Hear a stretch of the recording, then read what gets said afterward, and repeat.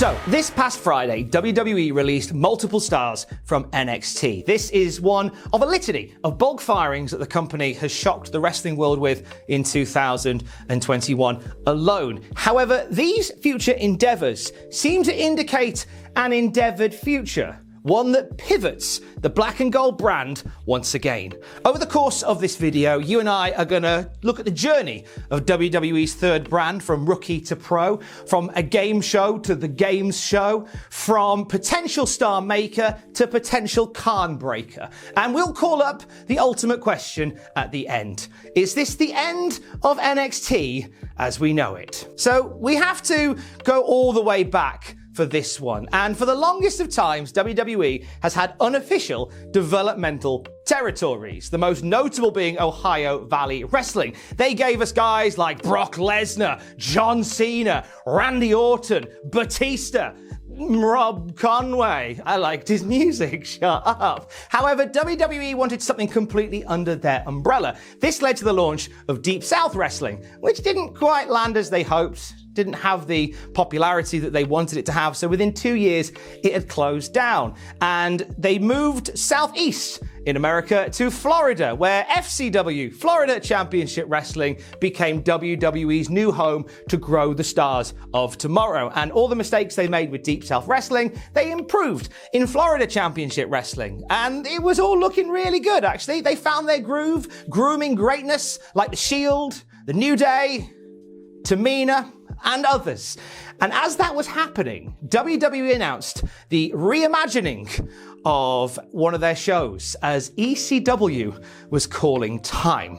An interesting side note on WWE's experiment that was WWECW. It was back at the start of it all in 2006 that Shane McMahon had pitched the idea of making ECW an internet-only show that didn't showcase a hodgepodge of extreme legends, but more so develop stars of tomorrow on a platform where people can see them. What a concept, eh? They didn't do that. They went with the hodgepodge option, and it wrapped up in 2010. And in its place was NXT.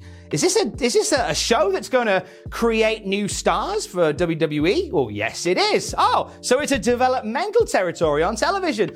No, not quite. You see, NXT's first iteration was a game show arrangement where young, talented rookies were paired with well-established pros in an elimination-style show, and the finalist would get a title match or, I don't know, superstardom. It was quite vague what they would actually get at the end of it. Some did all right through it. The most notable moment from this particular version of NXT is WWE taking the opportunity to beautifully troll the wrestling community online when they assigned rookie Daniel Bryan to pro The Miz. It should be the other way round, wrote Black Parade 316 on the WrestleZone forums at the time. Mate, I 100% agree with you. Despite the weirdness of this system that featured wrestlers taking part in obstacle courses and ad-libbed microphone smack talking challenges, and sometimes the odd wrestling match, some names did come through the system. We're talking like Wade Barrett, Skip Sheffield, aka Ryback, Husky Harris went on to become Bray Wyatt. We saw Titus O'Neil, AJ Lee, and Derek Bateman, known as EC3. And then, of course, we had some of those indie standouts like Daniel Bryan, who was one of the first people eliminated from season 1, just to keep on trolling. And Loki was in it for a bit as well. And it's a part of his life that he really loves to talk about. The winner of the final series, after 5 versions of NXT, the game show, the winner of the final series was, drumroll please, nobody. You see, the whole competition element of the show was quietly dropped. The whole purpose of the show just disappeared, and we were left with watching Titus O'Neil, Derek Bateman, and Darren Young kind of fighting in this yellow tinted limbo for months on end. They finally decided to etch a sketch NXT, give it a big old shake and start the whole thing again. And it was reborn as basically a rebranded Florida Championship Wrestling, with Dusty Rhodes being the general manager, with Jim Ross on commentary, and basically the cast of characters that those who've been watching FCW had come to know and love. It was given a new home at Full Sail University. It was given upped production values as well. And it really felt like what WWE was setting out to do: create a developmental territory that could showcase the stars of tomorrow and teach them the WWE way. On that first episode of NXT, we had in-ring action from the likes of Bo Dallas and kind of from Damien Sandow. He started wrestling, then changed. He was going to wrestle, then changed his mind. We had promo vignettes as well for Cesaro, for Bray Wyatt, and for Seth Rollins. See, there was a point where WWE were good at calling guys up, but that's for later. We're getting way ahead of ourselves. WWE finally had what they were searching for. It was a developmental territory that was 100% under their watch, and it gave NXT an identity that it could really sink its teeth into. Somewhere they could teach the stars of tomorrow and guide them from there. And what happened was, when the WWE Network launched in 2014, weekly episodic NXT became one of the most watched shows on the network, and this popularity started building for the Black and Gold brand. We started seeing regular specials, takeovers coming through, which did big numbers on the network. And when they did their first takeover event outside of Full Sail over the Barclays Arena in Brooklyn, it sold out, which was a surprise to even management. And that is many people consider NXT TakeOver Brooklyn 1 to be the finest hour of the Black and Gold brand, the peak almost of the Black and Gold brand. As the popularity grew for NXT, the roster grew in numbers, and what numbers they were. Triple H by this point was taking more and more control of NXT's vision, and what we were seeing was, while still ostensibly a C show, we were seeing where the wild and young ones are. We were also seeing some indie standouts making their way into the roster as well, as Triple H was starting a sort of quiet revolution against sports entertainment. We would see guys who may get lost in the shuffle, at least we were concerned about that, on the main roster, arriving in the NXT system. Kevin Steen and El Generico from Ring of Honor came to make some beautiful music together as part of NXT. A standout from TNA Wrestling, Samoa Joe, made his presence felt there, and we had stars from Japan like Kana, Kairi Sane, and Shinsuke Nakamura coming through the doors as well. Oh, and lest we forget, OG founder of the Bullet Club, Fergal Devitt, rocking up on WWE programming. This is a really great time to be a fan of NXT, because as well as that, you also had what it was set out to do. You had this roster of developing stars. They had an enviable tag team division over the years with guys like DIY, The Revival, Enzo and Big Cass in the mix there as well. In fact, the women's wrestling side of it, the women's division for NXT was so good, it was pretty much lifted wholesale and put on Monday Night Raw to kick off the women's revolution, as it would be called. That's how strong all of this was. So NXT was becoming, in the eyes of wrestling fans, not a developmental show. In fact, it was seen by many with a combination of incredible wrestling acumen, some strong characters, and some compelling wrestling-led storylines as the best show that WWE were doing. So, of course, Raw and SmackDown were leaning into it more often than normal. They were painting their red and blue with black and gold, plenty of call-ups happening, and it felt special when we saw it. Normally, the night after WrestleMania would be a night where we would see NXT guys called up to Raw, and then subsequently, a few days later, onto SmackDown. Cases in point that spring off the top of my head. Paige making her debut on the main roster and becoming the Divas champion on her first night, and that pop for Enzo and Big Cass with the crowd on Raw singing along with them. They were really special. There was a point where where like these call-ups felt like a big deal. But what was happening here was because the stars on NXT were so beloved and so interesting, they were being taken by Raw and SmackDown. So there was a frantic act to replace them when they were called up. And this led NXT to lean more into established stars to replace those that had already gone. This is where we start seeing some bigger names enter the picture on NXT. I'm talking guys like Bobby Roode, who came in to much fanfare, as well as Adam Cole, basically everybody in the Undisputed Era. We saw Drew McIntyre make a dramatic return to the company through NXT, and it kind of started almost without us noticing. It became less of the development territory, and it kind of became this super indie. Like, this is the place where guys who wouldn't really do so well on the main roster would go to get that shine in WWE. You see, guys like La Sombra and Matt Riddle and Keith Lee, they didn't need to be in the developmental system. They were just put on the cool brand, you know? And it was around this time that people began talking about a need for another development brand in WWE. Like, people were genuinely saying, we need an NXT for an NXT, since the roster was now so flush with established wrestling talent.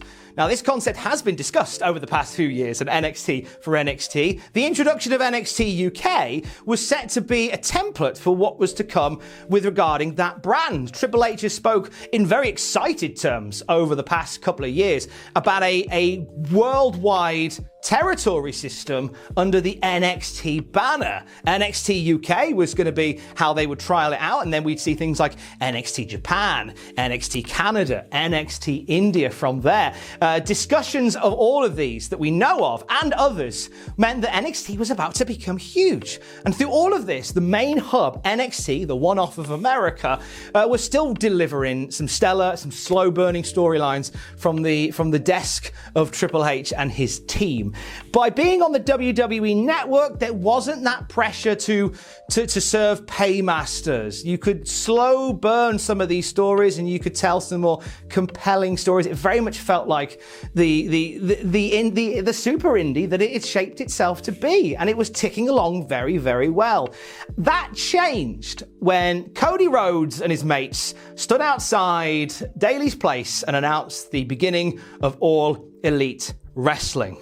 AEW, with Tony Khan behind it, had a talented roster pool and some very deep pockets, and they announced that they would be taking wrestling back to TNT for the first time since the days of WCW with Wednesday Night Dynamite. It was not long after this that WWE announced that owing to its huge success over the years, the time was now right for NXT to move off the WWE network and onto network television with a Wednesday night slot on USA. Now, many will say, well, that wasn't why they did it. They did it, NXT's been on Wednesdays on the network for ages. They just put it on network telly. Just a coincidence. We all know. This led to the beginning of the Wednesday Night Wars, NXT versus AEW. And WWE made their intentions very clear from the off by moving Finn Balor, who had been on Raw for a couple of years now, back to NXT to sit at the very top of the tree with some of their other stars. The focus was put heavily on week-to-week booking. We would see, instead of these long burn stories, we'd see storylines paid off within a couple of weeks, and so hot-shotted angles paid off as well. Oh, what's this? AEW are running a special? Well, so are we! And the main event is going to have no commercial interruption. Yeah, we all know. WWE even made a point to establish NXT at Survivor Series in 2019 by having NXT be the overall winner over Raw and SmackDown. WWE screaming from the rooftops, look, they're the third brand. They're just as good as Raw and SmackDown. This isn't a development territory. This is where the stars live. Watch us on a Wednesday night, please. We all know how the Wednesday Night Wars went, don't we? Yes. With the exception of the odd week here and there, AEW pretty much left NXT in the dust week to week. And this led to NXT announcing, hey, we're starting a new time slot on a Tuesday, stepping away from the war, making a hasty retreat. Now, this was not a good look for WWE, since they were the ones that kind of started the whole thing in the first place. Now, since then, since the pressure's come off for Tuesday nights for NXT, it's started to slow down the booking again, in the sense that stories are being given a little bit more room to breathe, and there's less frantic pace of hot shotting and stuff. We're seeing a little bit more character starting to build. However, the positioning of NXT is more confusing than I think it's probably ever been, because main roster call-ups, you knew we'd get to it. Main roster call-ups have been not so much a promising proposition, but they've become a bit of a poison chalice. Let's go back to those early days of NXT, which we mentioned earlier on. You know, we see the Wyatt family immediately inserted into some high-level storylines. Bray Wyatt and John Cena were fighting one another pretty early on into their time together. The Shield, when they moved from NXT to WWE, they were aligned with CM Punk, the WWE champion, and in their first couple of weeks, they beat up The Undertaker. When Kevin Owens was NXT champion, he stood over John Cena with one foot on his chest. When Karrion Kross, as NXT champion, turned up on Monday Night Raw the other week, he lost in 2 minutes to Jeff Hardy.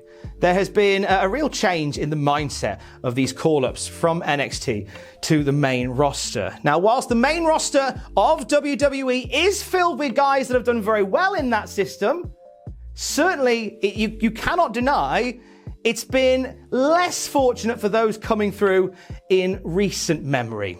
The disconnect between Vince McMahon and Triple H has never been more apparent. But that may be about to change, as reports are coming out that Vince McMahon is taking more control of NXT going forward. A mandate going out from Vince McMahon saying that he wants development stars to be potential WrestleMania headliners, to be of a certain age and even a certain height. And when all these releases were made on Friday, Triple H, who has been the driving force behind this period of NXT, wasn't consulted. And it was something that was made away from him. We're now seeing guys like Karrion Kross and a few others, and of course these meetings with Adam Cole that Vince McMahon's been having can't be ignored. It's almost as if Triple H is at a point now where he can see that NXT is about to change, whether he wants it to or not, and he's trying to get those guys that he has cultivated positions on the main roster for when they do, so they're not left out in the cold. Now, this does explain a raft of NXT releases over the past few weeks, with Vince McMahon having new designs on what NXT should be. In fact, those new designs aren't even that new. If anything, it's going one direction, is NXT, and it's not forwards. It's going to harken back to the NXT days of old. Not so much the days of the Super Indie, thankfully not the days of the game show.